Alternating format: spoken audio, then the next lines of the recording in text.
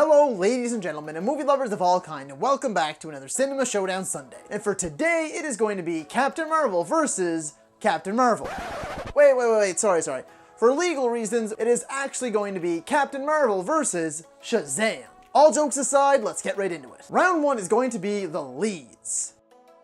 So who gives a better performance? Who's more charismatic? Who's funnier? Who are you really rooting for? Brie Larson did a fine job. Despite what all the haters say, despite all the naysayers and all the controversy towards this movie, she did a pretty solid job, and I'm looking forward to seeing more of her, especially in the upcoming Endgame. Although she did start off a bit rocky for me, as I addressed in my review, by the end of it I was completely on her side. I liked her quick little quips, I liked her smirk, I liked how strong she became, how she was very, very proud, independent, she knew what she wanted, and she was a strong character. Switch over to Shazam, and you have Zachary Levi playing a 14-year-old boy in a man's superhero body. Zachary Levi killed it in this movie. He was hilarious, he was charming, he was witty, he was super childish and foolish, but in the best possible way. As soon as he gets on the screen, he is completely taken over by this role. He's sounding like a kid, he's acting like a kid, he doesn't know what's going on, he doesn't know how to handle this newfound power, and it's absolutely fantastic. What it came down to for me was, yes, Brie Larson did have me by the end, but for the first little while of the movie, I wasn't really on board with her, and I never quite liked her as much as I did Zachary Levi throughout the entirety of Shazam. Therefore, I'm going to have to give round 1 to Shazam.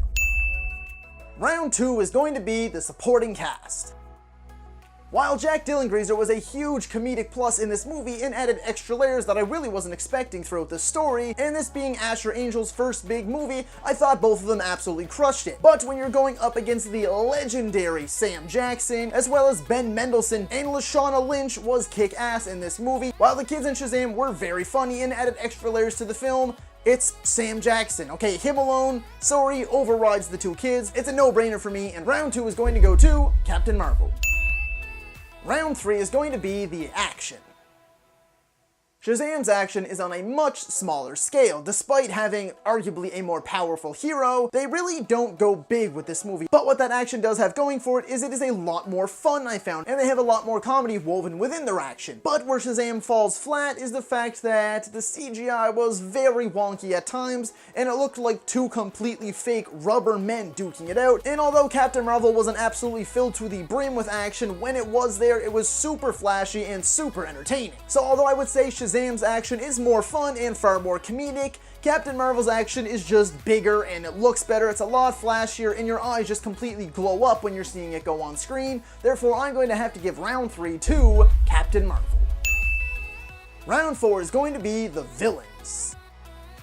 I want to issue a spoiler alert very quickly right here. If you have not seen Captain Marvel or Shazam, do not watch this round unless you don't care about spoilers. For Captain Marvel, the Skrulls start as the main villains, but as the story goes along, we find out that it is actually Jude Law's Yon-Rogg and his crew that are the true villains, and they have just been manipulating Carol Danvers' mind throughout the past 6 years. I would have preferred the Skrulls stay the villain. They were way cooler and they had much more personality. When it comes to Yon-Rogg and his crew, they are, well, the complete opposite. They're completely personality-less. Switch to Shazam and you have Mark Strong and, yes, the 7 Deadly Sins. While Mark Strong is not given a whole lot to work with, he does the absolute best that he can with what he was given. And the 7 Deadly Sins, they all have these very unique looks that I enjoyed quite a bit. Of course, they are named after each of the 7 Deadly Sins, and the way they look reflect those sins. I thought they were super cool and very creative. For this one, it was pretty simple for me. Although both sets of villains I felt were very poorly written,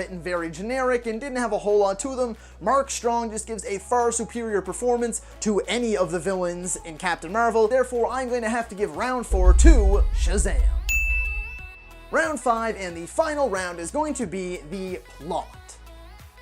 Shazam is essentially a coming-of-age story, finding out what it means to be a hero, discovering what family is and what a home is, following 14-year-old Billy Batson as he is in and out of foster homes because he feels he just doesn't fit in, family weighs you down, and he's much better off and stronger alone until he lands in this foster home that is filled with other foster kids. And eventually, through certain events, he is gifted with the power of being Shazam. And then as the story goes on, it goes from Billy being like, "Why are you calling me your brother? I'm not your real brother. You don't need to hug me, you don't need to say these things, to being the centerpiece of this family, and I absolutely love that. Switch over to Captain Marvel, and it's more so about self-discovery. Carol Danvers, she doesn't know anything besides what she's been told for the last 6 years. She has flashes of this memory of a different time and different place. When she crash lands on Earth after fleeing from the Skrulls, she begins to discover and unravel her true past and the real events which led her to the last 6 years. Then it becomes a matter of going with your gut or going with what you've been told and choosing sides of this galactic fight. While both stories have their ups and downs, for me, the messages in Shazam are far superior, they're much more powerful, their execution and the way they are conveyed is vastly superior to that of Captain Marvel. Therefore, I'm going to have to give the 5th and final round and the crown to Shazam.